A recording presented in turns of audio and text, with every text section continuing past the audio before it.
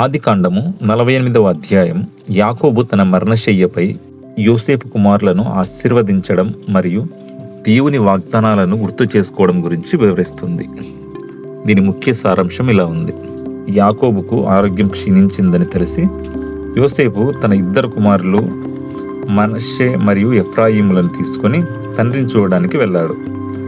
యాకోబు తన శక్తినంతా కూడగట్టుకుని మంచం మీద లేచి కూర్చున్నాడు. యాకోబు కనాను దేశంలోని లూజులో దేవుడు తనకు కనిపించి ఇచ్చిన వాగ్దానాలను గుర్తు చేసుకున్నాడు. యోసేపుకు ఐగుప్తులో పుట్టిన ఎఫ్రాయిము, మనష్షేలను తన సొంత కుమారులుగా దత్తత తీసుకుంటున్నట్లు ప్రకటించాడు. తన ప్రియ భార్య రాహేలు కనాను ప్రయాణంలో ఎఫ్రతా సమీపంలో మరణించిన విషయాన్ని యాకోబు ఈ సందర్భంగా గుర్తు చేసుకున్నాడు. యాకోబు చూపు మందగించినందున యోసేపు తన కుమారులను తండ్రికి దగ్గరగా తెచ్చాడు. పెద్దవాడైన మనష్షేను యాకోబు కుడి చేతి వైపు, చిన్నవాడైన ఎఫ్రాయిమును ఎడమ చేతి వైపు ఉంచాడు. కానీ యాకోబు ఉద్దేశపూర్వకంగానే తన చేతులను మార్చి తన కుడి చేతిని చిన్నవాడైన ఎఫ్రాయిం తల మీద, ఎడమ చేతిని మనష్షే తల మీద ఉంచి ఆశీర్వదించాడు.